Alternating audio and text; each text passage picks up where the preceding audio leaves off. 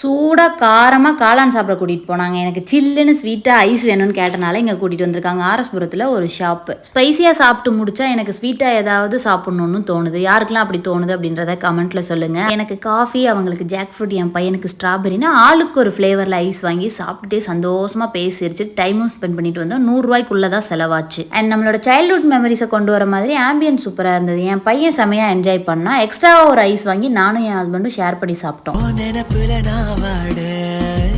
உசுரில நீ தேட மழை வெயிலென பார்க்க வேணாம் மயங்கிட வாடி மனசோட நடையிறவளாளில்ல துடி துடிக்கிறவாமில்ல இதுவரை நான் பார்த்ததில்லை இருட்டுக்குள்ள